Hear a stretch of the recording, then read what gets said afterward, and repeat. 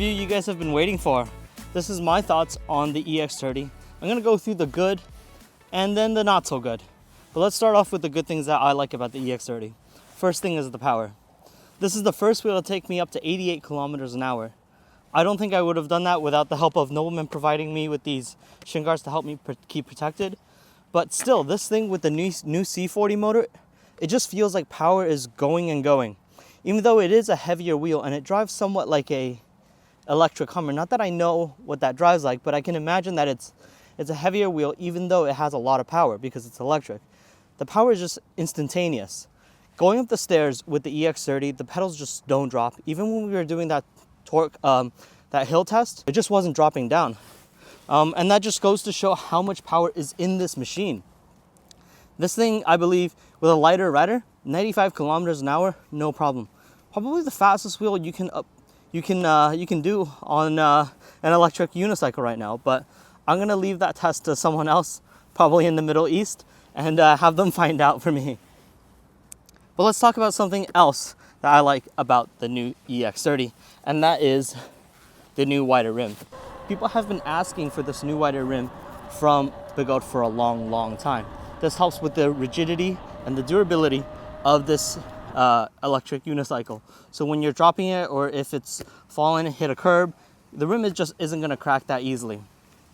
It also has this purple decal, kind of the same color as the pads on the rim, which is kind of cool looking. I really enjoy this color. And then the new headlight. Now this may be small, but it really shows that Begode is kind of listening. So this new headlight actually has cones. There were a few production wheels where they've just kind of put LEDs into a headlight assembly, and it just doesn't work well then. You really need light cones, and they've finally done it with this one. They finally figure out how light works, it seems. Obviously, it's not as bright as the V13, as InMotion has dedicated a lot of research and development into their headlight, but this isn't too bad, at least to Begode standards. Now, let's talk about the handling of this wheel. The handling of this wheel is actually quite good. The lower battery case makes this low to the ground. It kind of drives like a Veteran Sherman S. I found it to be most stable when riding in Mode 2, where it kind of dips down a little bit as you accelerate, kind of like the first generation Veteran Sherman. Not the suspension one, just the Veteran Sherman. And when you brake, it kind of leans back with you. It really helps with that process.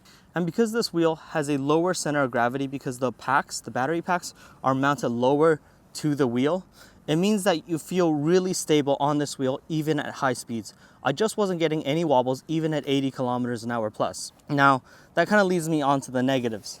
Because these battery packs are so low to the ground, you actually end up hitting the front a little bit. You can see here on the hill climb test that we've actually had to remove the lower foam, because if you've actually dropped this suspension to completely no air, when you turn, you'll actually be grinding on the foam. And we found it hitting the rocks as we were torquing up the hill as well. So that became some of an issue. And I've told Begode about this. They probably need to raise it just a little bit, sacrifice the stability just a little bit. I think it has enough. But as you guys can tell, I've damaged the bottom part of my mounts here. But I guess the good thing is that this new wheel comes with a metal battery pack, something that we've been asking for in the community, is more durable wheel. Also, they've kind of made attempts here to protect the backlight and the assembly of the wheel. You've got this frame here on the front, and kind of this protection frame on the back here, and then you have a protection bar here on the front. That definitely helps, but probably still gonna need Grizzly bumpers and fairings to really keep this guy protected. The biggest problem with this wheel is that I can't put any of my Grizzly pads on because, well, first off, this battery pack has all these grooves on it. So 3M, I've tried about 5-6 different types of double-sided tape. It just won't stick. It just doesn't have enough surface area. And they're mounted so low that you basically have this entire space up here that the Velcro has no place to mount to. So I know Grizzly's going to be working on something. I've told them that this is a huge issue that needs to be fixed with this wheel. But if you're getting this wheel, just stick with the Begode pads for now, and hopefully when the bumpers and fairings come out, we'll be able to get them. But that's definitely an extra expense that you'll have to buy with this wheel if you want ultimate control. Another negative is, again, still in this industry, manufacturers have self-diagnosis with their wheels. Begode just still doesn't. Even with Leaper Kim's Sherman S, it has a not as complicated as Emotions, but a suitable enough self-diagnosis program inside that it knows where the issue is, and it's able to kind of guide wherever you've purchased from where the issue is and kind of pinpoint what you need to fix. But this wheel, you're gonna have to do all the diagnosis yourself. Kingsong has it, Emotion has it, an overly complex one that seems to lead to issues, and then the Sherman ones that's kind of built into the LED display as well. But nonetheless, this is an amazing wheel with plenty of power.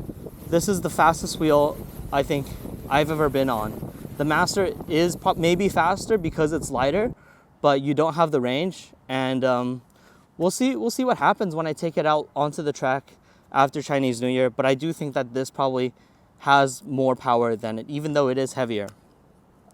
But we'll see what happens. The V13 definitely has nothing on this guy, nor does any other wheels like the Sherman S. But the Sherman S does have a better build quality. If you're a rider that's seeking power, seeking performance, this is the ultimate go-to wheel. I don't know where else you'd be looking. So hopefully this review helps. I know it's a bit more straightforward than the usual reviews because I'm still injured and I'm kind of limping around as I do this review. But I'm trying to get this review out so you guys know my thoughts on the EX30. Hopefully this helps. If you do want to help out this channel, there are affiliate links down in the description. If you click those and end up purchasing a wheel, I do get some kickback, and that does help me out. But other than that, I've bought this wheel and every single wheel that's new in the recent months with my own money. So unsponsored review, so please help out the channel if you can. Thanks for watching, and I'll catch you guys in the next video.